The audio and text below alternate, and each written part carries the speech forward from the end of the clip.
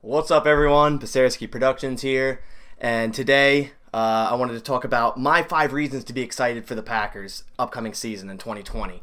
As you can tell, I got some new lights, so just trying to do some upgrades to the studio and whatnot. But before I go on, I want to talk about my network I joined, and I know I've talked about it before, and you may have heard it from me on Twitter or my YouTube or whatnot, but the site has launched last Friday. So everybody is posting content to that site, and I really suggest you go over there. I'm posting all my content there. I'm working with a guy named Packernet. He does a podcast. Me and him are going to be doing a bunch of stuff on that site. Basically, that site's going to be somewhere where you can go and get all NFL news, draft. We have Walter Football in there. We got a bunch of people in there that are just all joining, creating a great network. And we're launching our Twitch channel in August when there hopefully is maybe preseason or the start of the season. And that's going to be really big when, a lot of stadiums aren't going to allow fans in it because we're doing something pretty interesting for that. So I suggest you to go down in the description, follow the Twitch, and visit the site and check out what I have to offer on that site. I run the Packers page with a guy named Packernet, like I said, so definitely go check that out. Okay, roll the intro.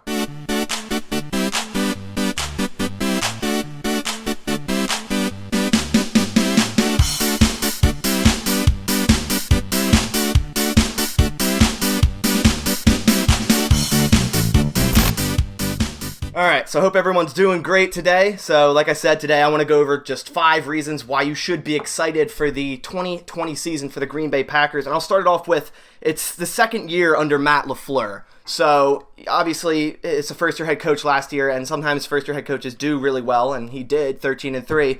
But you always want to look forward to what's going to come with that head coach. So, for example, the offense is going to be smoother.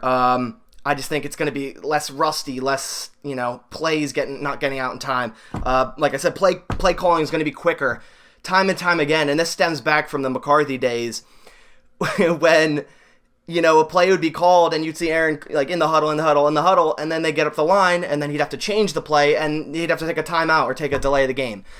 I hate that. That pissed me off so much as a fan. When I saw that, I was like, is it really that hard? And I know I don't understand all that's going on with your, you can barely hear in your helmet when they're really in the play is over, but still, that needs to be tuned up, and I think it will be. LaFleur and Aaron always talked about tuning that up and getting the offense in a higher tempo. Aaron will know more of the verbiage next year, better, and as well as the receivers as well. Players are just going to be more used to Matt LaFleur, as a leader and a coach.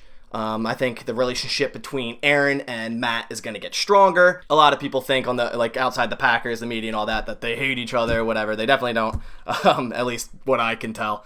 But yeah, so going on to number 2, I have what wide receiver will rise up. So we have a lot of unknowns there. So you have, obviously Davante Adams, and then a variety of, guys that haven't really proved much or coming up in talent, or guys that just got on the team. So, you don't know what's going to happen with the wide receiver room. You didn't draft anyone. You signed Funchess. You have this unknown after Davante. Will Lazard become the defined number 2? I think so. Reggie Bagleton's an interesting, prospect, came from the CFL, top 3 in yards and touchdowns last year in the CFL. He looks really driven if you follow him on social media. So I'm interested to see what he does. Is Marquez Valdes-Scantling going to bounce back from his horrible year last year? Equinemius St. Brown's coming back from injury. I know Aaron likes him. Is he going to step up? You don't know. And then you have Funchess, who they signed, who, had some troubles around the years and had injury last year and was okay with the Panthers. I like him. And then Jake Coomer, of course, and then a couple undrafted free agents. So I'm just really interested to see what happens with that wide receiver room, how it shakes out, because obviously someone's going to have to play number 2 and number 3, if they're running, slot receiver on the field and then the 1 and the 2.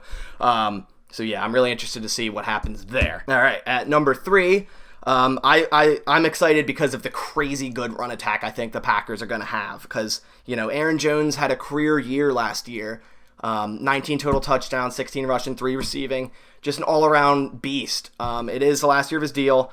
Sad to say that, but he's still good. He's not going to get worse, I don't think. He's still young. He still has a lot of room to improve, and I'm excited for that. A.J. Dillon was drafted. So I'm huge on A.J. Dillon. If you've seen my previous video, I'm really big on him.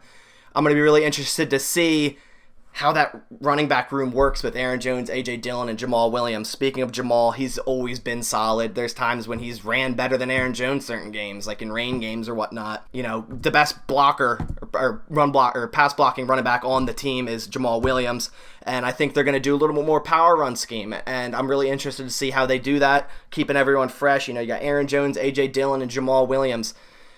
Aaron Jones is a starter anywhere. I think A.J. Dillon will prove to be that, and even Jamal Williams is a good third down back and could start in a pinch, so that's why I'm excited for the running back room. So at number 4, I have the defense should get even better. So if I bring up the stats here, which it's interesting, but I think the defense is going to get better. Some people disagree, but hold on one second here.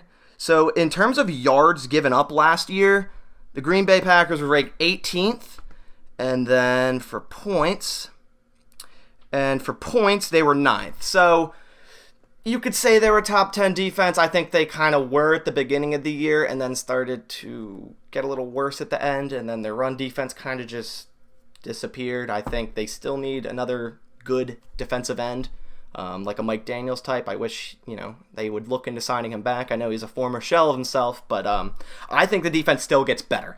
You have the Smith Bros, the two outside linebackers.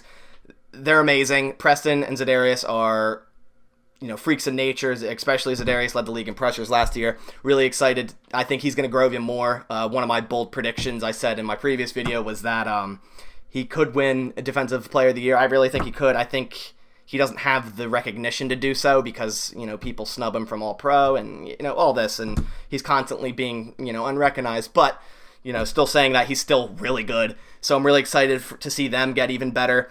What else do we have? We have Christian Kirksey. They signed him for in place of Blake Martinez. I'm excited for him to get a new start. He knows Mike Pettin. He knows the system. So I'm excited to see him come in. He's a little faster than Blake Martinez. Blake was a tackle machine, but it seemed like he never really made a crazy play. He was kind of just right place, right time, kind of like tackling guys way past the line of scrimmage, nothing like at the line or behind. So I'm excited to see what Kirksey will do there. Plus the Packers run a lot of nickel, so I'm not really that worried about inside linebacker. If Kirksey is a serviceable, average starter, I'm okay with that. You have Savage, Kevin King, and Jair Alexander all rising. They're all young talent. Jair is becoming a top corner in the league. Kevin King's really good if he stays healthy. I think this is going to be a good year for him. And then Darnell Savage, rookie last year, still showed really great promise as a rookie safety, and I think he just has so much downhill speed and all that. It's very, I'm very excited for all of it. Like I said, it's the third year with Mike Pettin, so similar to the Matt LaFleur situation. People are just going to become more comfortable with Mike Pettin and learn his system more and get used to it, like Za'Darius and Kenny Clark and all that. So, I'm really excited for the defense. I think they can get better. You just have so much young talent that can, rise and keep getting better. Chandon Sullivan's great. Adrian Amos. You got all these players that, Kingsley Keke should get more snaps. All these guys.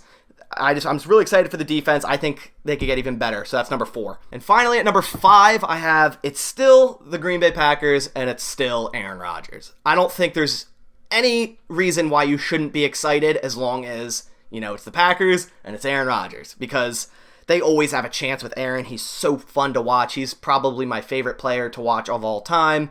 He's just crazy. He wows you almost every other play.